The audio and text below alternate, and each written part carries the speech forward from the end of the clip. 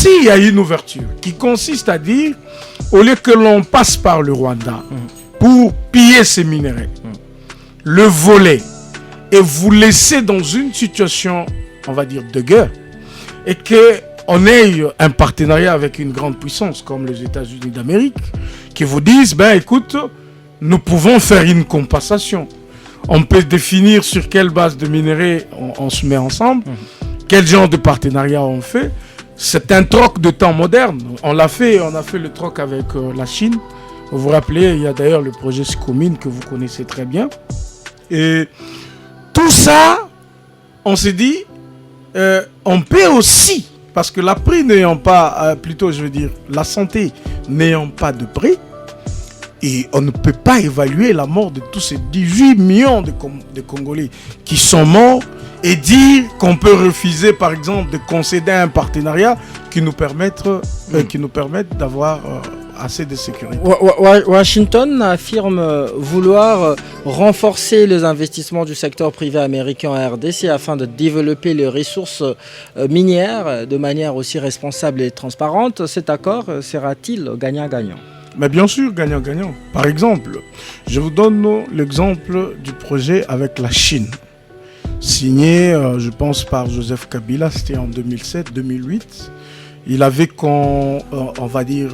contracté avec la Chine. Et le deal, c'était quoi? Les Chinois devraient nous construire autant de kilomètres de route et ils devraient avoir de minerais qui représenteraient la contre-valeur, vous voyez, de ce qu'ils auront investi réellement. C'est comme ça que vous avez vu qu'il y avait certaines routes, même si à l'intérieur, les gens sont devenus de millionnaires, ils se sont attrapés, ils ont pris de part des lions. Mais au départ, c'était l'idée d'un troc moderne. Ça veut dire, comme nous n'avons pas du cash, nous pouvons vous payer en termes de minerais, mais en contrepartie, vous nous faites autant de kilomètres de route. Cette guerre, puisqu'on ne sait plus la gagner, et on compte plutôt sur ces deals, minerais contre épais, et aussi parce que les sanctions prises contre le Rwanda, visiblement, elles ne sont pas aussi contraignantes. Non, la guerre, on n'est pas en train de la perdre. La guerre, on va la gagner. Ça, je peux rassurer. Ce sont peut-être certaines batailles que nous sommes en train de perdre. Pourquoi on le perd? C'est parce qu'on avait travaillé pour fragiliser notre armée pendant plus de 18 ans. C'est une armée qui sait, tout le monde sait, qu'elle est infiltrée de bas en haut. C'est un travail qui a pris beaucoup d'années. Et cette infiltration, ce n'est pas tout de suite que vous pouvez la démanteler. La preuve, vous avez vu certains de nos généraux quitter les troupes alors que les caporaux, les autres, les lieutenants étaient sur terrain. Les généraux ont fui avec des messages directement donnés aux troupes qu'ils se retirent. Ça veut dire que, d'ailleurs, il y aura un procès public par rapport à tous ces généraux qui ont déserté, qui ont abandonné. Il y aura un procès public. Et même ceux qui ont fait des défections. Il y en a qui ont fait défection, qui ont rejoint l'ennemi et tout. Vous comprenez à quel degré on est infiltré.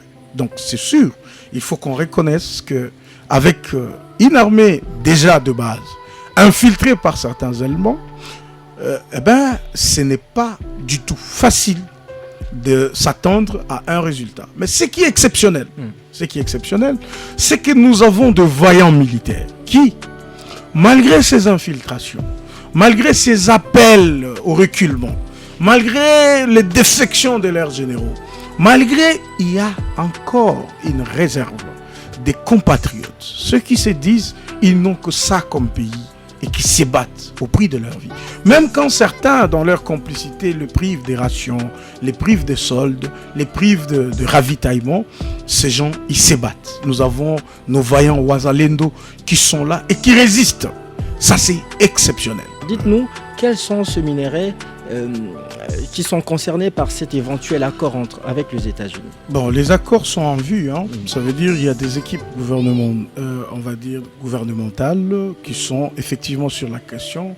Ce n'est pas ici les lieux de révéler ce qui est en train de se faire parce que, en tant qu'un État responsable, nous connaissons nos mines, nous savons quel genre de réserve on peut détenir, on peut s'imaginer, même si on n'a pas une cartographie beaucoup plus on va dire à la page, on va dire à jour. Mais au moins on peut se faire une idée de ce qu'il y a. Mais comme vous le savez, on va parler de la mitigation et la modernisation, on va dire, du changement climatique. Ça passe par le coltan, les germanium, et il y a aussi les cobalt et les lithium.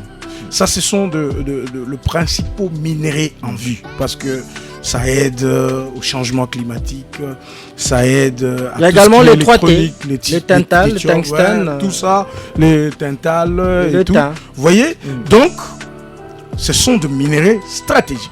Ces minéraux peuvent aussi faire la guerre dans le monde. Ça, c'est aussi important. Ces minéraux sont aussi capables, on va dire, de créer des armes nucléaires. Ça veut dire que la sécurité du monde, elle est aussi vue. Donc, il y a beaucoup de facteurs qui font que notre pays, c'est vrai, on est en train de nous piller ces minéraux à travers un pays voyou, qui est le Rwanda. Vous voyez? On nous les pille sans qu'on en ait le contrôle. Vous voyez?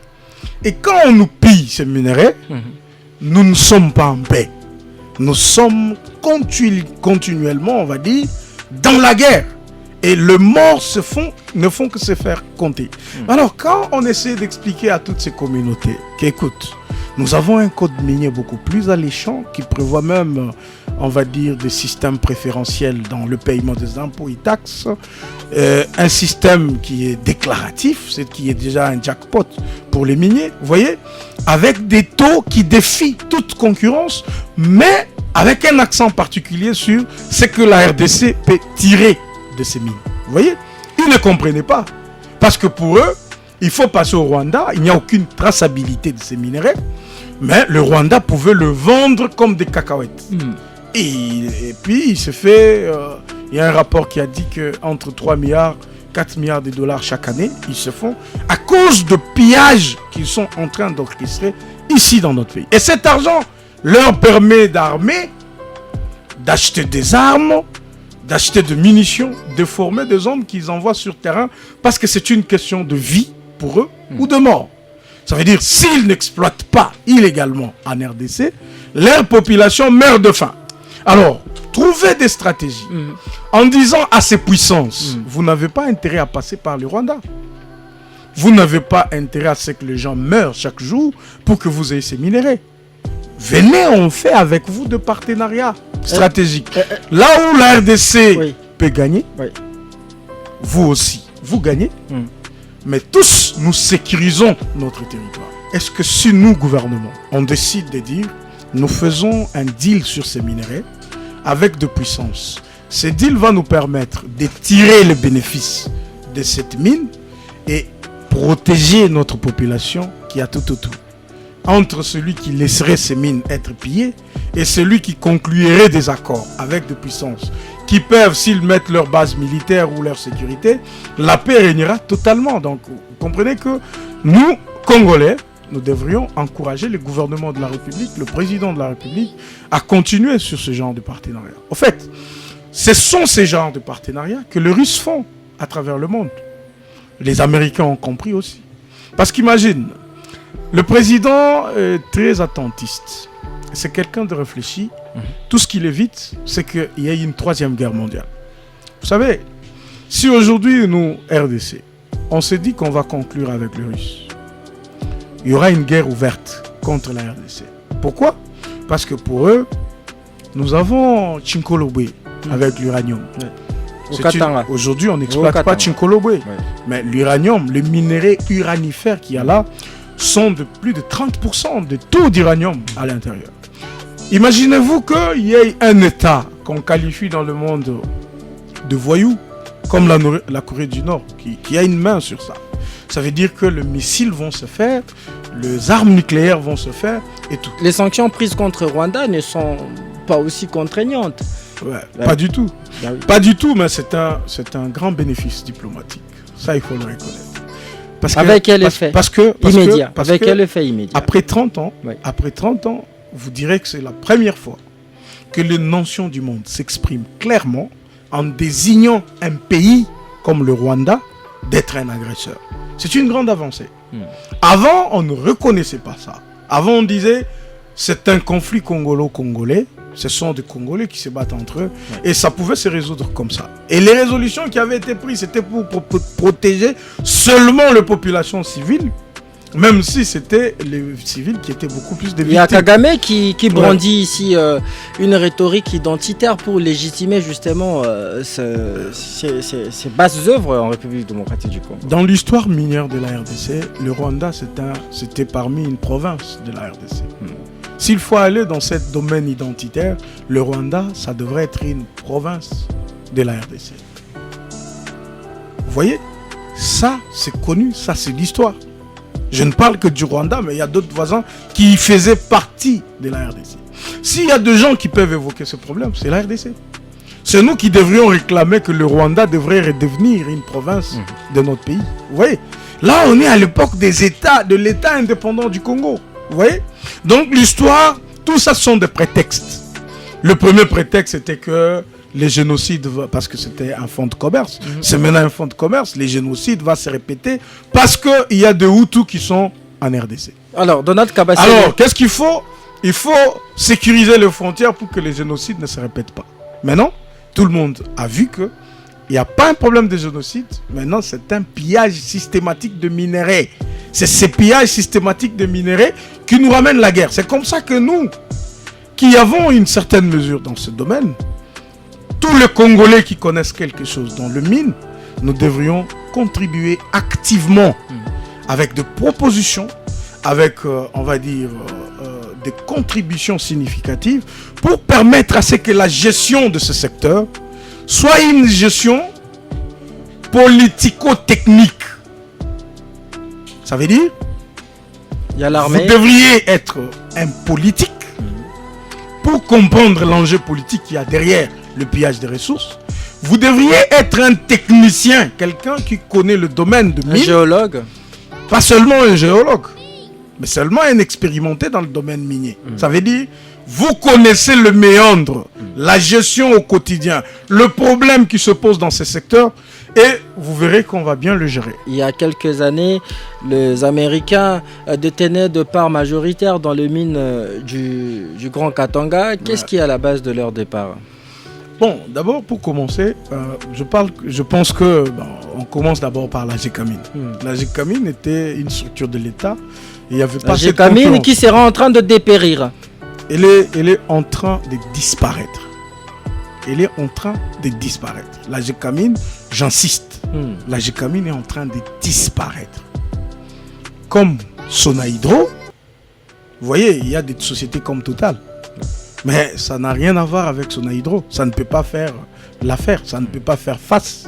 Cohydro de l'époque ne peut pas rivaliser avec Total.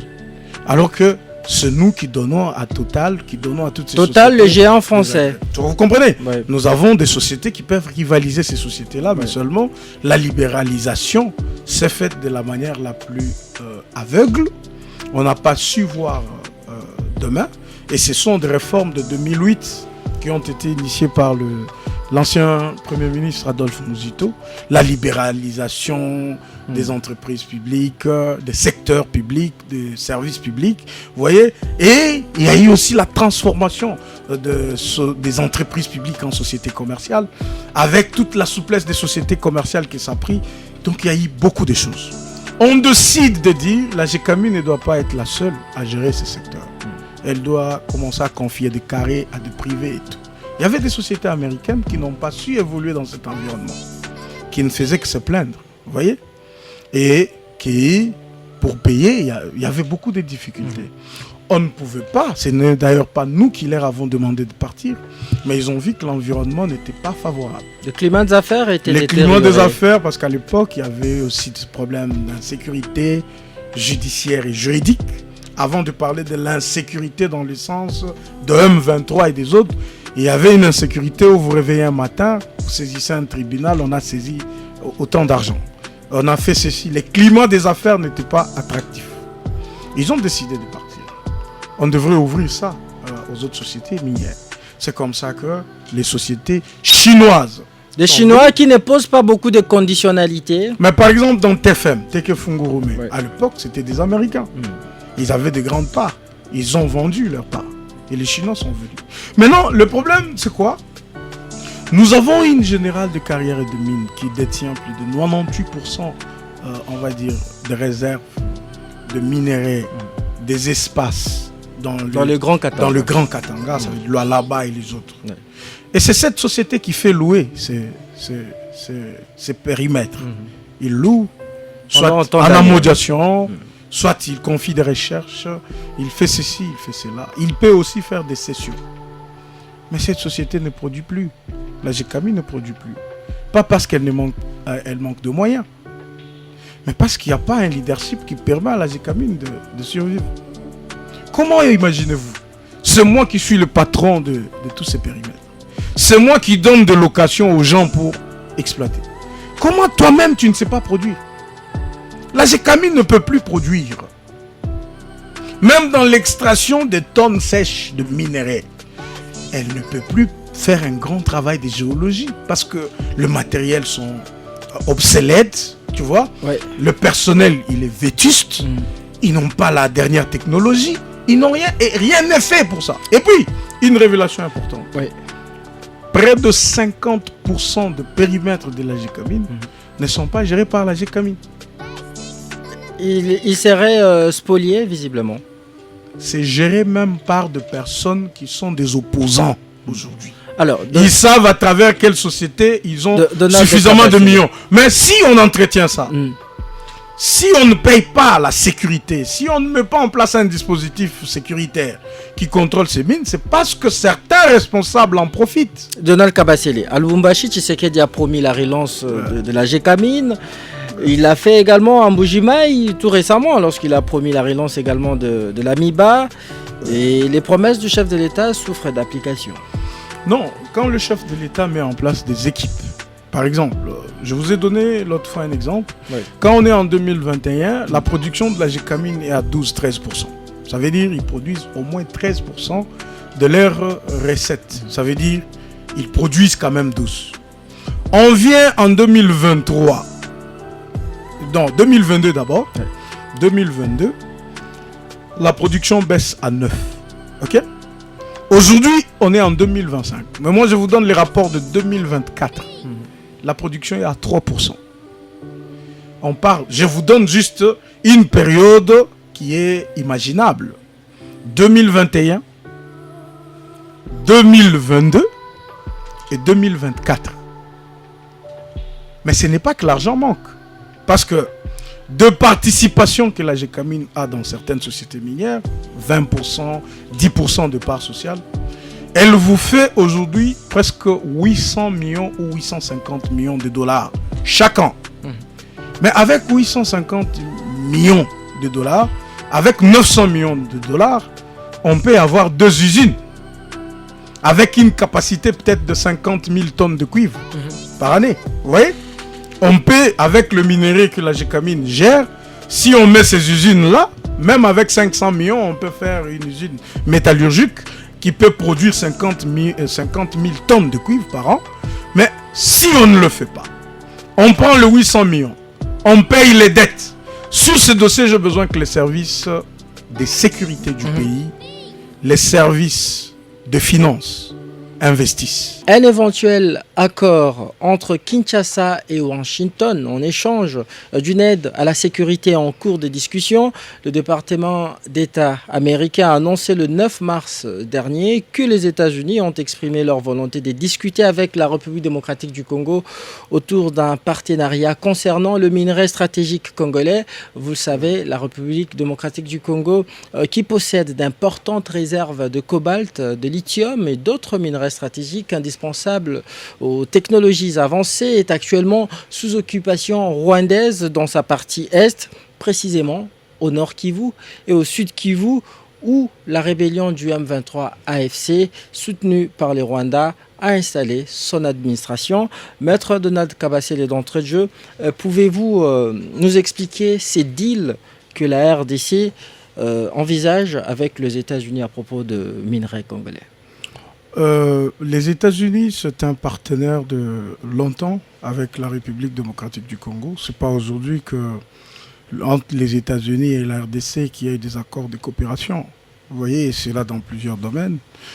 Dans le domaine économique, dans le domaine sécuritaire, dans le domaine, on va dire, de minerais et tout, il y a toujours eu de partenariats qui se font comme ça et c'est toujours important qu'il y ait de partenariats. Nous sommes un État souverain.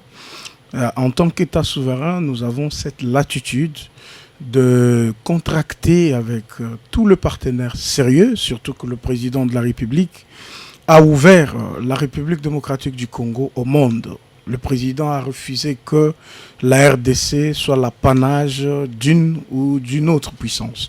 Il a ouvert la République à tous ces investisseurs sérieux qui peuvent venir pour y apporter leur pierre à l'édifice. Et donc, si dans le cadre de cet accord voulu, eh ben, on a eu déjà un partenariat très stratégique avec les États-Unis sur la paix et la sécurité, vous vous rappelez, et même pour le développement, ça a été fait juste en début de mandat, mais peut-être qu'il n'y avait pas assez d'accent et assez d'initiative sur ce qui est la cause de la guerre que nous connaissons. Je vous ai toujours dit que chaque fois qu'on parlera de la guerre en RDC, sachons parler de minerais, parce que si nous avons la guerre dans notre pays, c'est parce que nous avons de minéraux qui sont recherchés à travers le monde.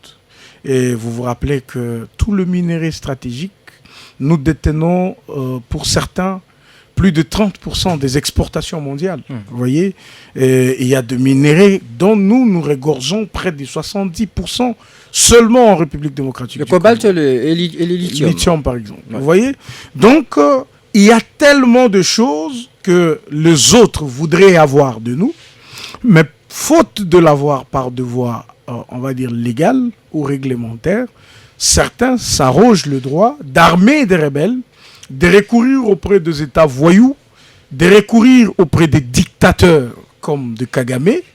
Ils donnent l'argent et ils savent qu'ici, on peut les avoir à vil prix.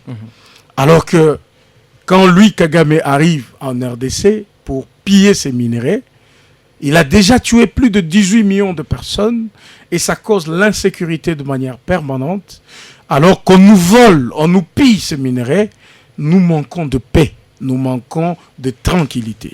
Alors, s'il y a une ouverture qui consiste à dire, au lieu que l'on passe par le Rwanda pour piller ces minéraux, le voler et vous laisser dans une situation, on va dire, de guerre, et qu'on ait un partenariat avec une grande puissance comme les États-Unis d'Amérique, qui vous disent, ben écoute, nous pouvons faire une compensation. On peut définir sur quelle base de minerais on se met ensemble, quel genre de partenariat on fait. C'est un troc de temps moderne. On a fait le troc avec la Chine. Vous vous rappelez, il y a d'ailleurs le projet Sicomine que vous connaissez très bien. Et tout ça, on s'est dit, on peut aussi, parce que la prix n'ayant pas, plutôt je veux dire, la santé n'ayant pas de prix, et on ne peut pas évaluer la mort de tous ces 18 millions de Congolais qui sont morts et dire qu'on peut refuser, par exemple, de concéder un partenariat qui nous permette d'avoir assez de sécurité. Washington affirme vouloir renforcer les investissements du secteur privé américain en RDC afin de développer les ressources minières de manière aussi responsable et transparente. Cet accord sera-t-il gagnant-gagnant ? Mais bien sûr, gagnant-gagnant. Par exemple, je vous donne l'exemple du projet avec la Chine. Signé, je pense, par Joseph Kabila, c'était en 2007-2008. Il avait contracté avec la Chine. Et le deal, c'était quoi ? Les Chinois devraient nous construire autant de kilomètres de route. Et ils devraient avoir de minéraux qui représenteraient la contre-valeur, vous voyez, de ce qu'ils auront investi réellement. C'est comme ça que vous avez vu qu'il y avait certaines routes, même si à l'intérieur, les gens sont devenus de millionnaires, ils se sont attrapés, ils ont pris de part des lions, mais au départ, c'était l'idée d'un troc moderne. Ça veut dire, comme nous n'avons pas du cash, nous pouvons vous payer en termes de minerais, mais en contrepartie, vous nous faites autant de kilomètres de route. Vous parlez de l'accord chinois qui a connu un rééquilibrage bien sûr. sous Tshisekedi, avec un gain de 7 milliards de dollars. Nous avons aujourd'hui des rocades. Ouais. Donc, c'est même à mettre à l'actif du bilan de l'actuel président, parce que ces 7 milliards étaient déjà perdus. Et d'une manière très responsable, il a mis en place des équipes dont nous félicitons la bravoure. Ces équipes ont pu ramener à l'État congolais 7 milliards. Même si il y a encore des cadavres dans le placard, quand on regarde le projet Sicomine, avec des sociétés fantômes qui ont été créées par certaines sociétés chinoises, qui se sont accaparées, on va dire, d'un peu de majorité, mais de manière intelligente, qui ne dépensent pas forcément ce qu'ils font sur terrain. Il y a toujours de petites divergences, mais nous pensons qu'en gros, le projet, il est louable. Si ce troc peut se réaliser, comme on voit des rocades, ce ne sont pas des routes fabriquées, on va dire, au bout des doigts. Ce sont des routes, vous sentez qu'elles sont bien faites, même s'il y a encore des gens qui trouvent régulièrement dans ça des rétro-commissions. Moi, j'ai tout un article que j'ai publié par rapport au projet Sicomine, les évaluations qui ont été faites. Bon, malheureusement, on n'a peut-être pas l'occasion d'être consulté. Alors, aujourd'hui, nous parlons de ce deal minerai contre paix entre la RDC et la République démocratique du Congo. Vous venez de le dire ici, que le minerai de la République démocratique du Congo continue à être spolié à travers cette guerre par les Rwandais, à travers cette guerre que le Rwanda a imposée à la République démocratique du Congo. Et visiblement, je vais dire, Donald Kabasele, on ne sait plus gagner cette guerre, puisqu'on ne sait plus la gagner, et on compte plutôt sur ces deals, minerais contre paix, et aussi parce que les sanctions prises contre les Rwandais, visiblement, elles ne sont pas aussi contraignantes. Non, la guerre, on n'est pas en train de la perdre. La guerre, on va la gagner. Ça, je peux rassurer. Ce sont peut-être certaines batailles que nous sommes en train de perdre. Pourquoi on le perd? C'est parce qu'on avait travaillé pour fragiliser notre armée pendant plus de 18 ans. C'est une armée qui sait, tout le monde sait, qu'elle est infiltrée de bas en haut. C'est un travail qui a pris beaucoup d'années. Et cette infiltration, ce n'est pas tout de suite que vous pouvez la démanteler. La preuve, vous avez vu certains de nos généraux quitter les troupes alors que les caporaux, les autres, les lieutenants étaient sur terrain. Les généraux ont fui avec des messages directement donnés aux troupes qu'ils se retirent. Ça veut dire que, d'ailleurs, il y aura un procès public par rapport à tous ces généraux qui ont déserté, qui ont abandonné. Il y aura un procès public. Et même ceux qui ont fait des défections. Il y en a qui ont fait défection, qui ont rejoint l'ennemi et tout. Vous comprenez à quel degré on est infiltré. Donc c'est sûr, il faut qu'on reconnaisse qu'avec une armée déjà de base, infiltrée par certains éléments, ce n'est pas du tout facile de s'attendre à un résultat. Mais ce qui est exceptionnel, c'est que nous avons de vaillants militaires qui, malgré ces infiltrations, malgré ces appels au reculement, malgré les défections de leurs généraux, il y a encore une réserve des compatriotes, ceux qui se disent ils n'ont que ça comme pays et qui se battent au prix de leur vie. Même quand certains, dans leur complicité, le privent des rations, les privent des soldes, les privent de ravitaillement, ces gens, ils se battent. Nous avons nos vaillants Ouazalendo qui sont là et qui résistent. Ça, c'est exceptionnel. Vous voyez? Parce qu'une armée déterminée comme la nôtre, ce qui fait d'ailleurs de notre armée, c'est qu'elle est devenue beaucoup plus patriote. Il y a suffisamment de Congolais qui ont répondu aux appels du président de la République, qui ont rejoint l'armée et qui ne jurent que sur leur propre mort avant de voir le pays mourir. Et ça, ce sont des héros. Ils ont tous nos encouragements. Ils ont vraiment, on va dire, la compassion du peuple congolais. Et deuxièmement, nous résistons parce que nous avons également une population qui est patriote. Nous avons des compatriotes qui ont finalement compris la question. À l'époque, quand on faisait des différentes manipulations rwandaises, qu'est-ce qui se passait? on essayait de diaboliser un président de la République pour trouver, on va dire, l'assentiment de la population. La population pouvait accompagner des rebelles. La population pouvait les aduler, ainsi de suite. C'est ce que le rebelle actuellement ne trouve pas. C'est comme ça que pour faire agenouiller cette population, c'est qu'ils font c'est quoi? Ils violent nos femmes, ils violent nos mamans, ils violent nos enfants en plein Goma, en plein Bukavu, ils le font. Ils les tirent à bout portant. Un peu pour dire, il faut que vous puissiez craindre. Si vous vous rébellez, voilà le sort qui vous est réservé. On essaie de les réduire au silence, mais nous avons une population résiliente. Alors, et ça permet... Donc, la guerre n'est pas perdue. Ce n'est pas les recours au partenariat, ne veut pas dire que la guerre est perdue. Ça ne veut pas non plus dire qu'on est devenu faible. Ça ne veut pas dire... Non, mais on s'est dit, comment on nous fait cette guerre? La guerre nous est faite pas seulement par le Rwanda, mais aussi par des partenaires de Rwandais, qui étaient l'Union européenne. Vous avez combien de pays européens quand l'Union européenne signe avec le Rwanda sur des minerais stratégiques? On viendra s'approvisionner chez vous. Je reviens Donald Kabasele.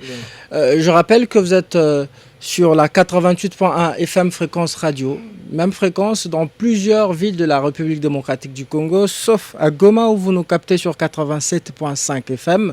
Vous avez aussi cette possibilité, vous qui nous suivez à la radio, de nous regarder en direct à partir de votre smartphone. Allez-y sur Play Store ou App Store, téléchargez l'application de BlueSat dénommée Blue OTT International. Je répète, Blue OTT International, canal 973 CRTGA.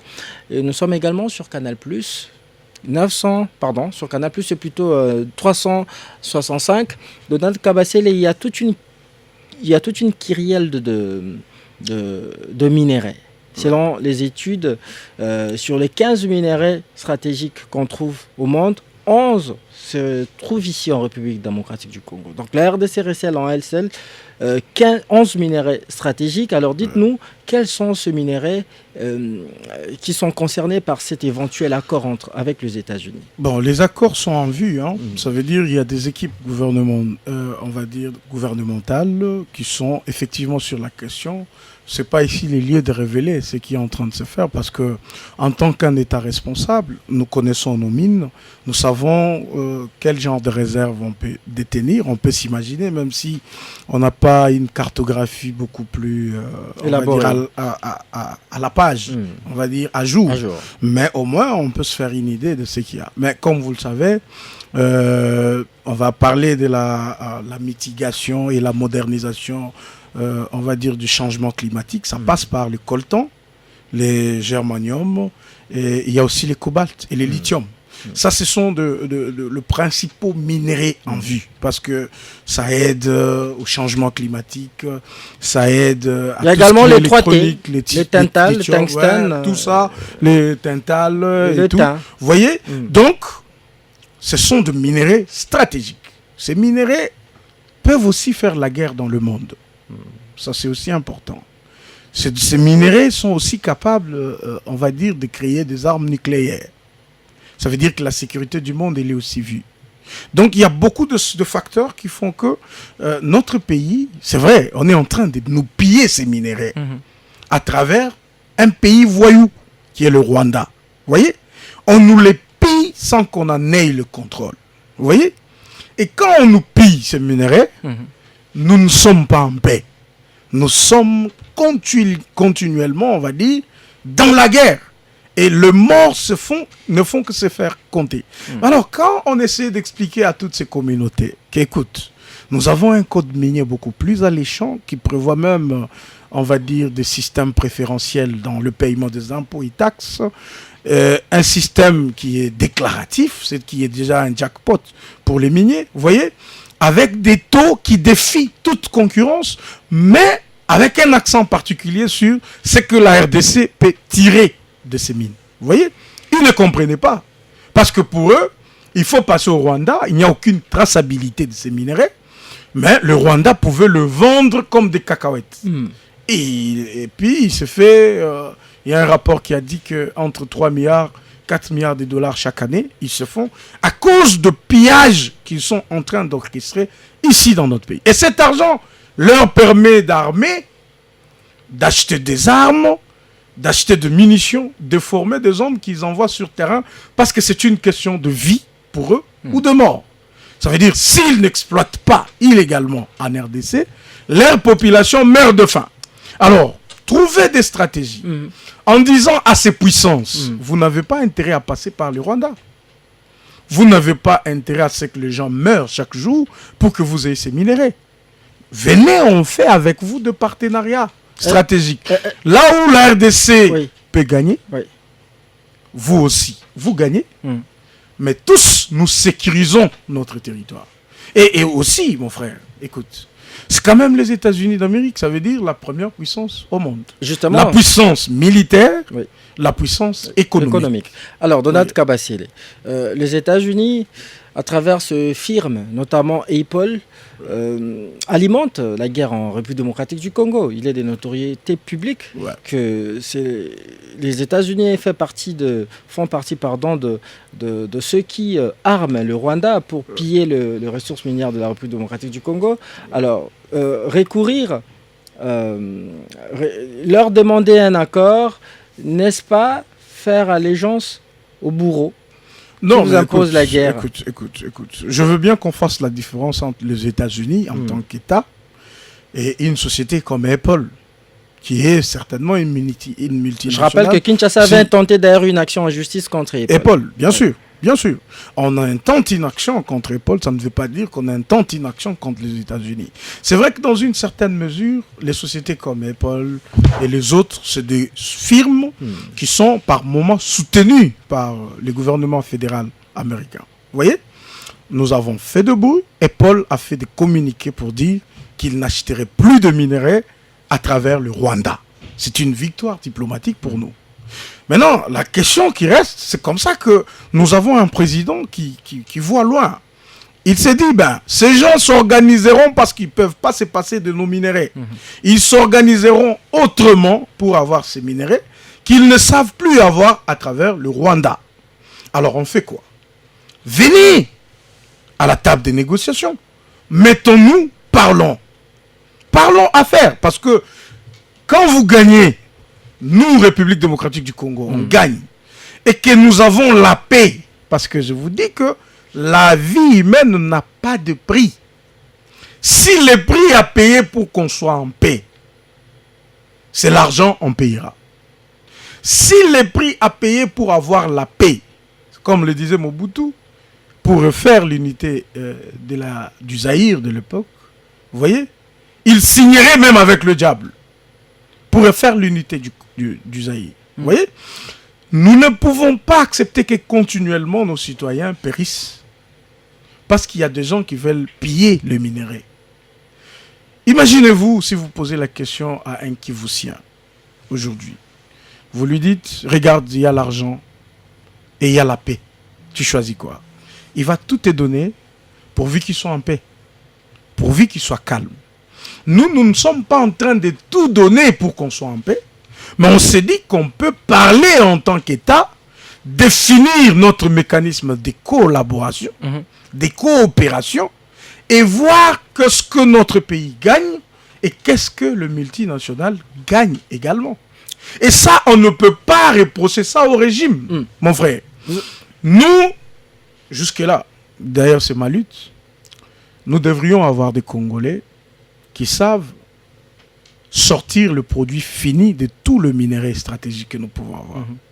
Parce que j'ai toujours, on va dire, pour amuser la galerie, je pose toujours la question à des gens en face de moi dans des conférences. J'ai dit, écoute, si aujourd'hui, tous ces pays du monde décident et ils disent, écoute, vous parlez beaucoup pour vos minéraux, on vous les laisse, personne n'achète, qu'est-ce qu'on en fera?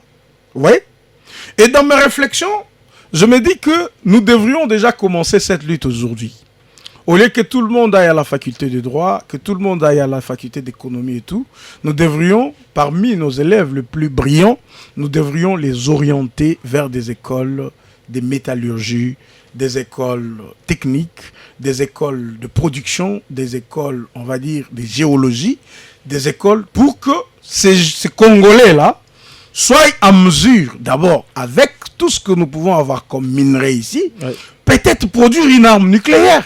Alors, Donald Kabasele. Et maintenant, si nous sommes obligés d'exporter nos minerais, ça veut dire que nous les vendrons soit aux Américains, soit aux Russes, soit aux Français, soit aux Belges, soit aux Anglais, soit aux Portugais. L'exporter, il faut le dire, à l'état brut. Comme bien sûr, à l'état brut, bon, avec de métal, hein, parce qu'on ne prend pas le cuivre brut, on le vend, mais c'est le métaux. Il y a quand même un petit travail de production, de l'usine, de traitement, qui fait qu'on produise le métaux qu'on appelle les cathodes. Par exemple, ça c'est pour le cuivre, et les autres métaux pour le cobalt, ça se vend comme ça. Mais au moins, pour les évacuer, pour que nous aussi on vive, on est obligé de les exporter. Alors, est-ce que c'est interdit de dire, au lieu de les exporter comme ça, est-ce qu'on ne peut pas conclure un accord?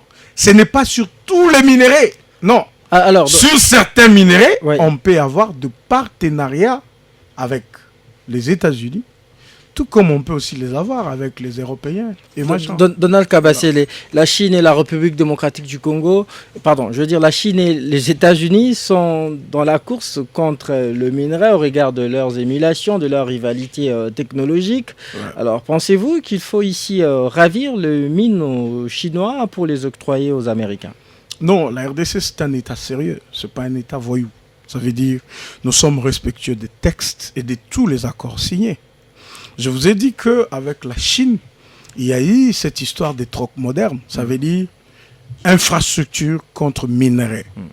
Et des zones sont connues que les Chinois exploitent. Vous exploitez ici, vous prenez là-bas et vous construisez ici. C'est défini, c'est clair. On n'a pas l'intention d'aller effectivement détruire ces accords. Ça, c'est d'une part. D'autre part, on fait avec les Américains, même s'ils viennent, ils parlent de minerais stratégiques. On va le définir. Je vous ai dit que les 4 minéraux en vue, c'est ce que je vous ai cité. Vous voyez? Parce qu'il y a effectivement des problèmes dans le monde. On doit faire une sorte de collaboration avec ces puissances. C'est se dire, écoute, ils ont la technologie, nous, on n'en a pas. Mais nous avons des minéraux. Si on garde, on refuse de les leur donner, vous voyez? Même nous, on sera affectés par des changements climatiques qui vont arriver à travers le monde. Donc, même en leur donnant ces minéraux en échange de ce qu'on peut avoir, ça pourrait être l'infrastructure, ça pourrait être la sécurité, c'est justement pour renforcer leur usine. Vous voyez? Donc, le fait de le faire, ce n'est pas créer un problème parce que, de base, nous sommes un État souverain. Merci. Et le principe de souveraineté, c'est un principe qui est reconnu dans la charte de l'ONU. Et nous avons la latitude de conclure avec qui on veut. Mais seulement, nous avons l'obligation de respecter ces accords. Merci Donald Kabasele. Je rappelle que je suis avec Donald Kabasele, avocat senior, consultant et expert minier et en droit des affaires. Posez-lui toutes les questions au 097 30 50 850. 097 30 50 850. Il va bientôt y répondre. Donald Kabasele, il y a une certaine opinion qui pense que la mine de Roubaïa est plus rentable que toutes les autres mines en République démocratique du Congo. Est-ce vrai, c'est là? Oui, parce que c'est une réserve beaucoup plus importante qui fournit près de 60% de coltan dans le monde. Vous voyez? Plus de 60%. Ça veut dire, quand on contrôle Roubaïa, vraiment, tous ceux qui ont besoin de ces minéraux, c'est un jackpot pour eux. Voilà pourquoi... Cette mine au Nord Kivu qui est contrôlée par le M23 aujourd'hui. Mais bien sûr, on doit le dénoncer, on ne cessera de le dire. Et on sait qu'ils en profitent sérieusement pendant ce temps. Mais c'est un problème de courte durée parce que toutes les sociétés qui s'évertuent à prendre ces minéraux, à les exporter, à les transformer, il y a déjà des procès qui sont en vue. Et il y a tout un mécanisme diplomatique qui est fait pour, déjà, la RDC a qualifié ces minéraux de minéraux rouges, ça veut dire le minerai de sang. Déjà dans le monde, il y a beaucoup d'organisations qui ne peuvent pas soutenir un pareil pillage. Aujourd'hui, je vis d'ailleurs le Rwanda parce que vous savez que le mine, c'est mon domaine. J'étais en train de voir comment ils ont fait venir des journalistes de TV5 Monde, France 24 et tout. le réserve, les stockages, c'est là où ils n'étaient pas intelligents parce que ils ont montré un dépôt qu'ils ont appelé mine. Et on a filmé et ils ont mis effectivement toute une armée numérique là-dessus pour essayer de faire voir au monde qu'ils ont des réserves, des coltans et tout ça, alors que visiblement, nous connaissons ce que c'est une mine. C'est un truc construit, c'est un dépôt à ciel ouvert. Ça existe en droit minier. Donc, ces minéraux-là doivent être contrôlés. Alors, dites-moi, maintenant qu'ils sont en train d'exploiter ces minéraux en toute impunité et avec l'appui de certaines puissances qu'on venait de citer tout à l'heure. Alors, est-ce que si nous, gouvernement, on décide de dire, nous faisons un deal sur ces minéraux avec de puissances, ce deal va nous permettre de tirer les bénéfices de cette mine et protéger notre population qui a tout autour. Entre celui qui laisserait ces mines être pillées et celui qui conclurait des accords avec des puissances qui peuvent, s'ils mettent leur base militaire ou leur sécurité, la paix régnera totalement. Donc, vous comprenez que nous, Congolais, nous devrions encourager le gouvernement de la République, le président de la République, à continuer sur ce genre de partenariat. En fait, ce sont ces genres de partenariats que les Russes font à travers le monde. Les Américains ont compris aussi. Parce qu'imagine, le président est très attentiste. C'est quelqu'un de réfléchi. Tout ce qu'il évite, c'est qu'il y ait une troisième guerre mondiale. Vous savez, si aujourd'hui, nous, RDC, on s'est dit qu'on va conclure avec les Russes, il y aura une guerre ouverte contre la RDC. Pourquoi? Parce que pour eux, nous avons Chinkolobwe avec l'uranium. Aujourd'hui, on n'exploite pas Chinkolobwe. Mais l'uranium, les minéraux uranifères qu'il y a là, sont de plus de 30% de taux d'uranium à l'intérieur. Imaginez-vous qu'il y ait un État qu'on qualifie dans le monde de voyous, comme la Corée du Nord, qui a une main sur ça. Ça veut dire que les missiles vont se faire, les armes nucléaires vont se faire et tout. Donc les autres ne voudront pas. Donc il y aura ça ici au pays. Alors qu'est-ce que nous on dit? Est-ce que ceci n'est pas de la naïveté? Mobutu avait dit, il était prêt à signer l'accord, même avec le diable, pour que la paix demeure dans son pays. Nous sommes dans cette logique, c'est-à-dire on essaie de faire comprendre à nos partenaires traditionnels qu'on peut encore parler avec vous si vous êtes disponible. On peut se mettre d'accord sur un certain nombre de choses et sur certaines mines. Vous voyez? Nous sommes prêts à discuter avec vous. Et nous sommes un gouvernement responsable. Si on comprend que la complicité continue malgré ça, si on comprend que tout s'est fait seulement dans la logique du pillage, à travers un petit voyou, un État voyou comme le Rwanda, si on comprend que ça persiste, on sera obligé de tourner vers ceux qui peuvent facilement nous accueillir. Je l'ai dit ici, les sanctions prises contre Rwanda ne sont pas aussi contraignantes. Pas du tout. Oui. Pas du tout, mais c'est un grand bénéfice diplomatique. Ça, il faut le reconnaître. Avec quel effet immédiat? Avec quel effet immédiat? Après 30 ans, vous direz que c'est la première fois que les nations du monde s'expriment clairement en désignant un pays comme le Rwanda d'être un agresseur. C'est une grande avancée. Avant, on ne reconnaissait pas ça. Avant, on disait c'est un conflit congolo-congolais. Ce sont des Congolais qui se battent entre eux. Et ça pouvait se résoudre comme ça. Et les résolutions qui avaient été prises, c'était pour protéger seulement les populations civiles, même si c'était les civils qui étaient beaucoup plus des victimes. Il y a Kagame qui brandit ici une rhétorique identitaire pour légitimer justement ces basses œuvres en République démocratique du Congo. Dans l'histoire minière de la RDC, le Rwanda, c'était parmi une province de la RDC. S'il faut aller dans ce domaine identitaire, le Rwanda, ça devrait être une province de la RDC. Vous voyez? Ça, c'est connu, ça, c'est l'histoire. Je ne parle que du Rwanda, mais il y a d'autres voisins qui faisaient partie de la RDC. S'il y a des gens qui peuvent évoquer ce problème, c'est la RDC.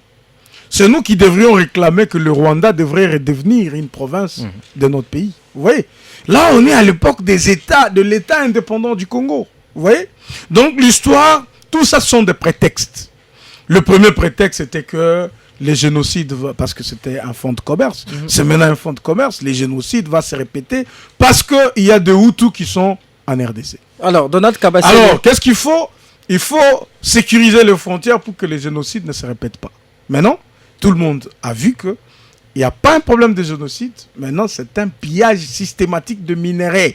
C'est ces pillages systématiques de minerais qui nous ramènent la guerre. C'est comme ça que nous, qui avons une certaine mesure dans ce domaine, tous les Congolais qui connaissent quelque chose dans le mine, nous devrions contribuer activement avec des propositions, avec, on va dire, des contributions significatives pour permettre à ce que la gestion de ce secteur soit une gestion politico-technique.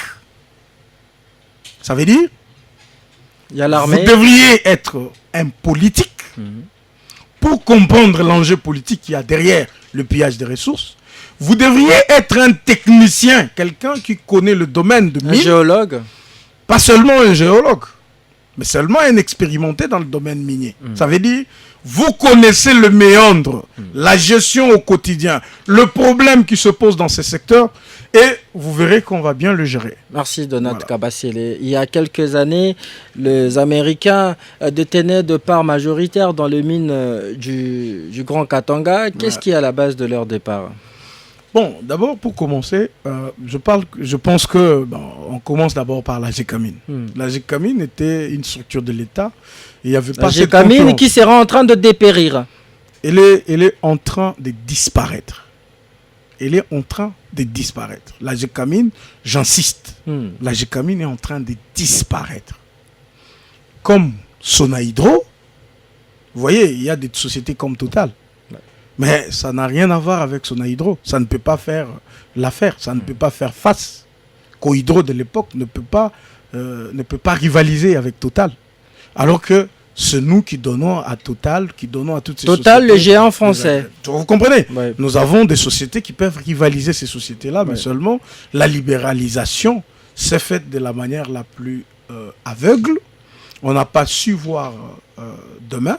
Et ce sont des réformes de 2008 qui ont été initiés par l'ancien Premier ministre Adolphe Muzito, la libéralisation des entreprises publiques, des secteurs publics, des services publics, vous voyez, et il y a eu aussi la transformation des entreprises publiques en sociétés commerciales, avec toute la souplesse des sociétés commerciales que ça a pris, donc il y a eu beaucoup de choses. On décide de dire la GECAMINE ne doit pas être la seule à gérer ce secteur. Elle doit commencer à confier des carrés à des privés et tout. Il y avait des sociétés américaines qui n'ont pas su évoluer dans cet environnement, qui ne faisaient que se plaindre, vous voyez, et qui, pour payer, il y avait beaucoup de difficultés. On ne pouvait pas, ce n'est d'ailleurs pas nous qui leur avons demandé de partir, mais ils ont vu que l'environnement n'était pas favorable. Le climat des affaires était détérioré. Le climat des affaires, parce qu'à l'époque, il y avait aussi des problèmes d'insécurité judiciaire et juridique. Avant de parler de l'insécurité dans le sens de M23 et des autres, il y avait une insécurité où vous réveillez un matin, vous saisissez un tribunal, on a saisi autant d'argent. On a fait ceci. Le climat des affaires n'était pas attractif. Ils ont décidé de partir. On devrait ouvrir ça aux autres sociétés minières. C'est comme ça que les sociétés chinoises... Les Chinois qui ne posent pas beaucoup de conditionnalités. Mais par exemple, dans TFM, Teke Fungurume, à l'époque, c'était des Américains. Ils avaient de grandes parts. Ils ont vendu leurs parts.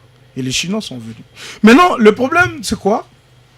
Nous avons une générale de carrière et de mines qui détient plus de 98%, on va dire, des réserves de minerais, des espaces dans le Grand Katanga, ça veut dire Lualaba et les autres. Et c'est cette société qui fait louer ces périmètres. Il loue, soit en amodiation, soit il confie des recherches, il fait ceci, il fait cela. Il peut aussi faire des cessions. Mais cette société ne produit plus. La GECAMINE ne produit plus.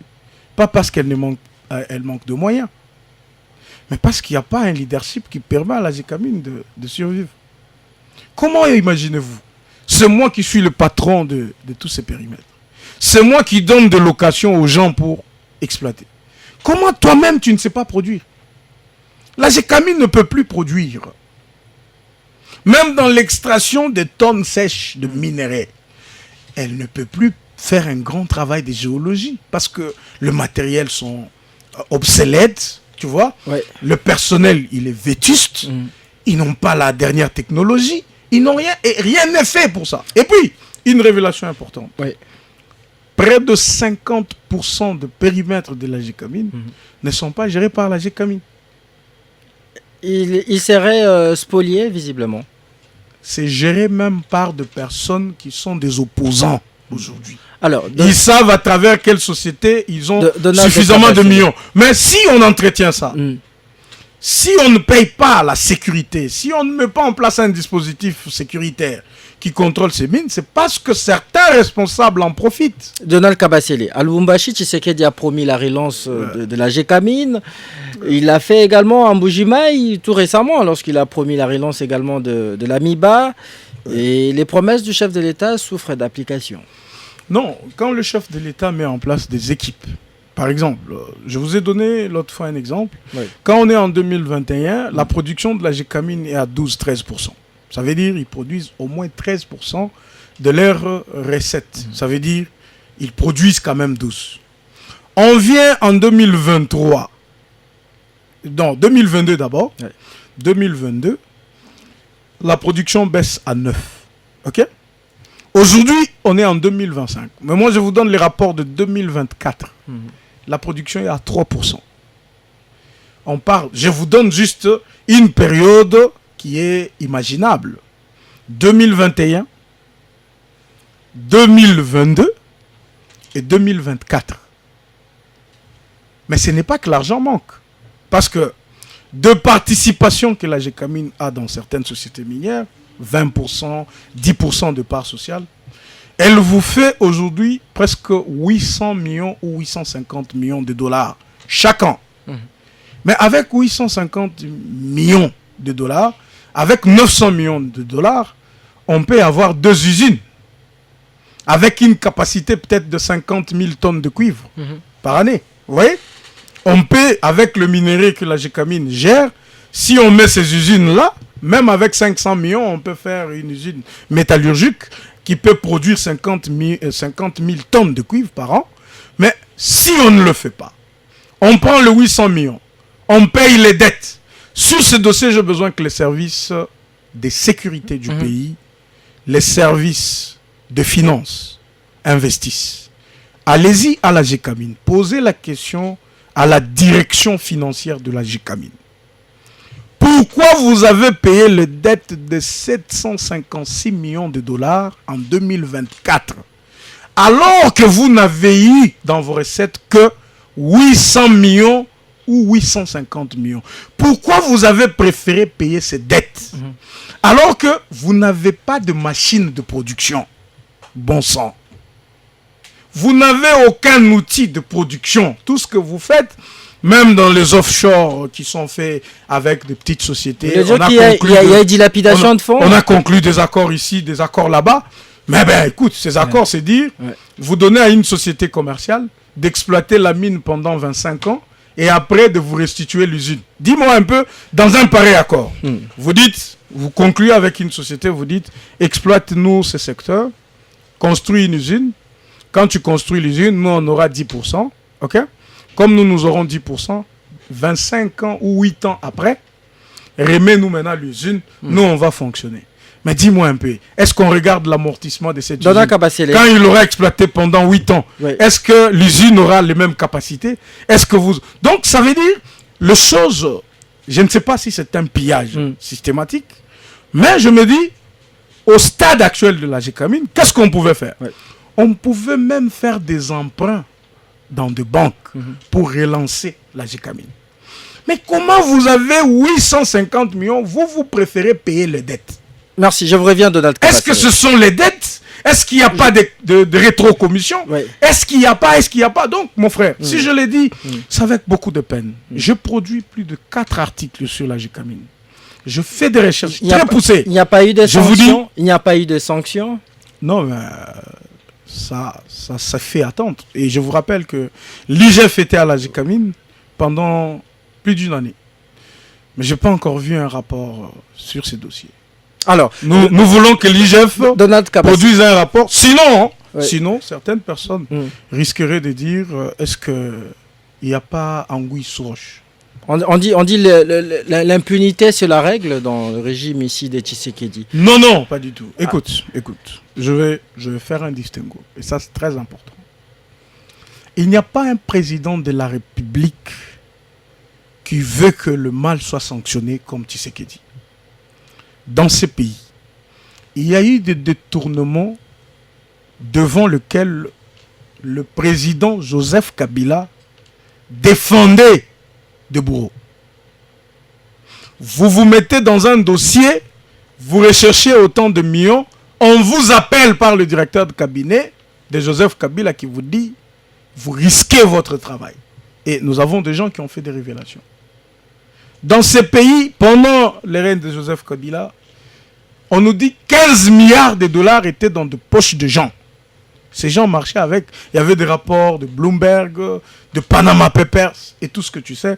Le président, sauf qu'il est respectueux. Donald Kabassi. Il est respectueux du droit. Sous Tshisekedi, que le magistrat fasse leur travail, que les structures spécialisées fassent leur travail et qu'ils sanctionnent. Qu'ils n'attendent pas que le chef leur dise sanctionner. Non. Alors Donald Kabassi, sous Tshisekedi, on a vu de procès des détournements et les condamnés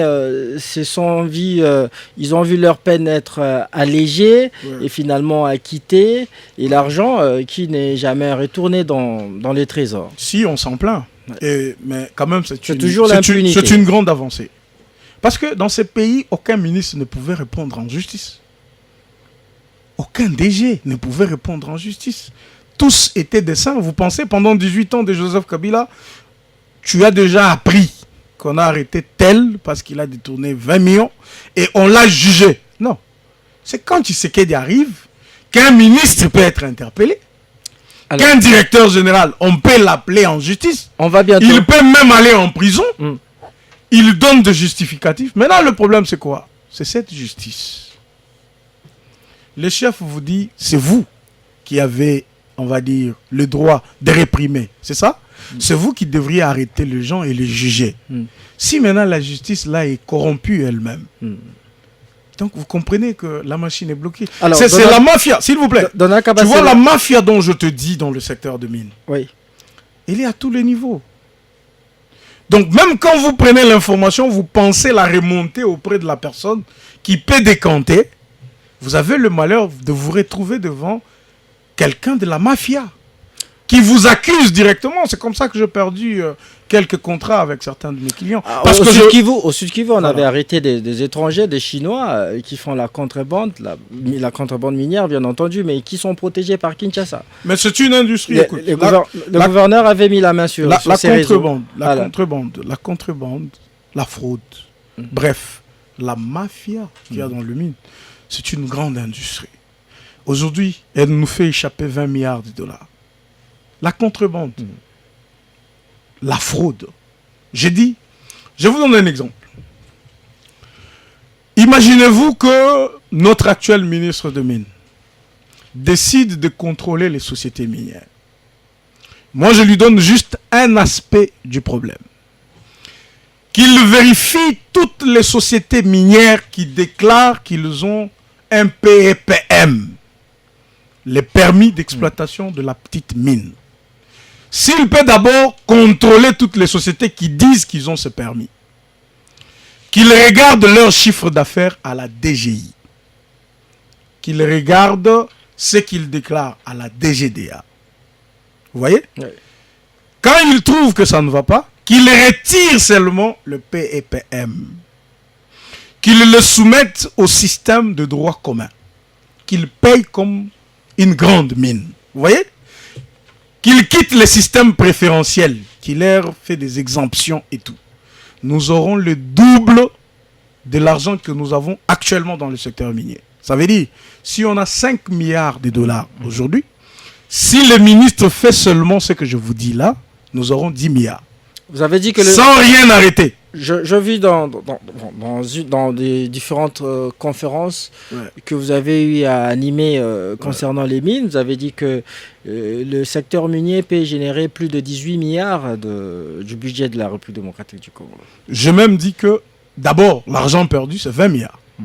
Mais maintenant, nous avons un budget de 18 milliards de dollars en 2025. Maintenant, moi, j'essaie de dire seulement le secteur minier. J'ai dit rien d'autre. Seulement le secteur minier. Nous avons tous les 18 milliards attendus. Ça veut dire, écoute, je dois en parler, hein, c'est très important. J'avais proposé, à l'époque de l'ancienne ministre de Mines, la création de l'IGM, l'Inspection Générale de Mines. J'avais un projet d'ordonnance. À mon avis, je voulais que cette Inspection Générale de Mines soit sous la direction du président de la République. Un peu comme l'IGF. Je voulais qu'il y ait l'IGM. Vous voyez?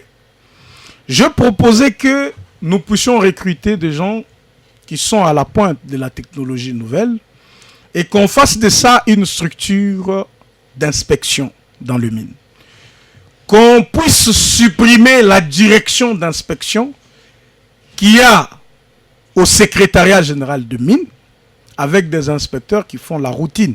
Ils sont connus dans toutes les mines, ces inspecteurs du secrétariat général, je ne suis pas en train de les minimiser, mais ils passent régulièrement dans des mines, ils savent qu'ils ne font aucun travail d'inspection, de contrôle. S'il te plaît, c'est très important ce que je dis.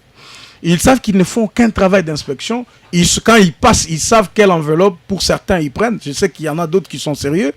Ils savent ce qu'ils font. J'ai proposé qu'on supprime cette direction. Parce que non seulement que le personnel qu'il y a dans cette inspection est vétuste, mais ils n'ont aucune technologie, ils n'ont pas de prérequis pour contrôler. Alors, je proposais que l'on crée l'inspection, donc on va dire, générale de mines. Pas avec le vieux, mais qu'est-ce qu'on a fait? Le ministre s'est contenté de faire une inspection générale de mines, pas sous le contrôle du président de la République, mais sous sa tutelle. Et de deux, c'était un projet d'ordonnance, on a rendu ça un décret. J'ai proposé qu'on supprime la direction d'inspection, on a pris tout le personnel de la direction d'inspection, on les a mis dans l'IGM. Mais il n'y a aucun changement. Il n'y a aucun changement, parce que les mêmes inspecteurs qui venaient au nom du secrétariat général vont commencer à venir au nom de l'inspection générale des mines. Et le ministre avait toujours les contrôles sur ces inspecteurs-là, comme il aura les contrôles sur ceux-ci. Je reviens, Donald Kabasele, et on va devoir souffler un tout petit peu avant de prendre le message des auditeurs, puisque nous tendons déjà vers la fin de cette émission. Continuez à nous envoyer vos messages. Posez vos questions à l'invité au 097 30 50 850. 097 30 50 850. Écrivez-nous sur WhatsApp ou par SMS. On lit vos messages juste après cette petite tranche. Jusqu'à 17h, on débriefe l'actualité. RTGA. Maître Donald Kabasele, par rapport à cette question de l'auditeur, pourquoi le minerai de la République démocratique du Congo ne profite pas à sa population, contrairement aux pays qui les spolient? Ouais, c'est parce que d'abord, la fraude, comme je l'ai dit, la contrebande et tout, nous fait déjà perdre une grande partie des ressources que génèrent ces minerais. Ça, c'est d'une part. D'autre part, la guerre qui nous a imposé, elle nous prend suffisamment de minerais également, qui partent par le pillage.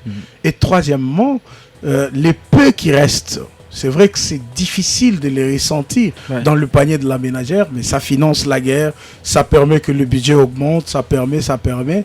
Même si les acteurs gagnent plus que l'État, le peu que l'État gagne, il est censé partager ça avec plus de 100 millions de Congolais.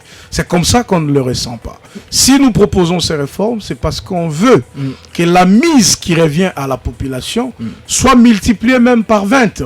Comme ça, on peut la ressentir dans le panier de la ménagère. Autre message. Bonjour, on débrief ce monsieur Francis depuis la commune de Ngaliema. On a déjà compris que les gens de l'UDPS, Union Sacrée, veulent brader nos minerais à vil prix et ils veulent nous mentir avec de chapelets de bonnes intentions. Ils ne sont toujours pas responsables de rien. Ils ne sont toujours responsables de rien qui nous arrive au pays, mais ce sont eux qui sont au pouvoir depuis plus de 5 ans. Un régime adamique. Bonjour ma radio. C'est Gabi, Maître Donald Kabasele, saviez-vous que vous, de l'Union Sacrée, vous êtes en train de prendre du poids, mais la République est en train de maigrir? Où sont passées le 26 provinces par rapport à votre gestion et majorité au Parlement? Vous parlez trop, mais les problèmes ne changent pas. Voilà, autre message.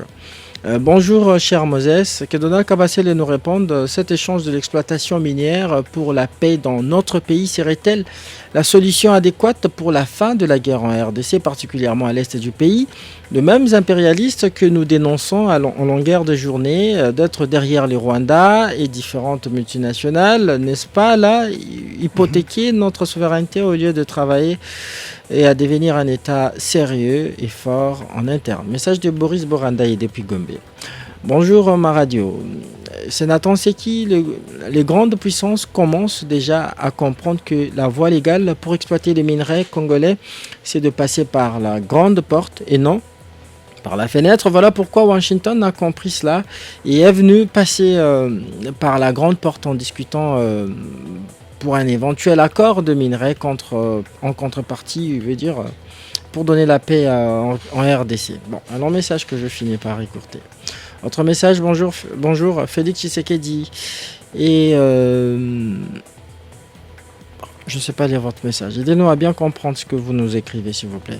Bonjour RTGA. Quand j'apprends que le gouvernement propose 5 millions de dollars à toute personne qui facilitera l'arrestation de leaders du M23, Corneille Nangaa, Bertrand Bisimwa et Sultani Makenga, alors que le même gouvernement incapable de payer les militaires 200 dollars par soldat, je suis perdu. Grand révolutionnaire à Mekao, c'est son nom. Bonjour RTGA, c'est Malou Angaliema. Notre vœu via ses futurs partenariats des États-Unis est celui d'avoir un bon réseau ferroviaire avec un principal chemin de fer reliant Banana à Kasumbalesa. C'est le fondement du développement de la RDC. On va lire quelques derniers messages. Bonjour mon émission, je vous écris depuis la commune de Lancélé. Une question à Maître Donald Kabasele. Ce deal est là à quel niveau et à quel niveau de pourparlers, informel ou formel? Bonsoir. Si la paix n'a pas de prix, pourquoi ne pas parler avec Nangaa et les autres? Salut cher Masunga, je voulais savoir si le minerai des autres provinces et les territoires, hormis les provinces et les territoires occupés par nos ennemis, les minerais de ces côtés-là, comme le Bumbashi... Michel depuis Mbujimaï, je ne sais pas comprendre ce que vous avez dit. Bonjour Christian, félicitations au commandant suprême pour ses contrats avec les Américains. Nous avons vu comment Kabila, Moïse font contre-campagne, ces contrats. Papa Wazalen doit Mongafula, c'est son nom. Dernier message peut-être pour terminer. Salut Moïse. Dit à Donald Kabasele qu'il se souvient de plus de 100 jours, procès 100 jours, Kamer et Dehors, Ram, Forage, Chi, Légelou et autres. Voilà. En un mot, on termine l'émission, Maître Donald Kabasele. Vraiment, en un mot, nous devons effectivement gérer de manière très rationnelle ce que nous avons sous contrôle. Nous devrions effectivement récupérer toutes les sommes d'argent perdues à cause de la fraude, de la contrebande et de la mafia. Et cela passe par la traçabilité de produits miniers et le contrôle. C'est tout ce qu'il faut.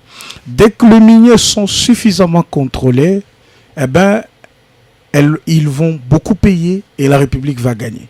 Concernant la situation de la guerre, je vous dis que nous devrions être politico-techniques pour comprendre que nous pouvons jouer la carte de nos minerais. Merci. Et avoir la paix totale dans notre pays. Merci. Si la guerre elle est faite à cause de mines, nous pouvons gérer ça de manière responsable et nous aurons la paix parce que comme je vous ai dit, la vie humaine n'a pas de prix, la paix non plus n'a pas de prix. Nous pouvons tout faire pour avoir la paix, merci, mais en voulant que les choses se passent dans l'intérêt des Congolais. Merci. Maître Donald Kabasele, ainsi se referme cette émission, si bien qu'il y a un auditeur qui voudrait bien entrer en contact avec vous. Il dit que je suis un jeune licencié en géologie à l'université de Kinshasa. Je les suis à chaque fois sur un débrief et ses interventions sont trop pertinentes. C'est de la part de l'ingénieur Joseph Bisseling depuis Mongafula. Merci beaucoup, ingénieur. Je vous donnerai les contacts. Merci. Yannick Mahamba, Florian Massamba, Fiestambou ont concouru à la réalisation de cette émission vous présentée par Christian Moses Masunga et derrière les images c'était David Machera, Simon Kabamba et Henri Bondo l'ont coordonné. On se retrouve demain pour un nouveau numéro de votre émission Débrief. Restez avec nous sur RTGA, bon suite de nos programmes, à très vite. Jusqu'à 17h, on débriefe l'actualité. RTGA.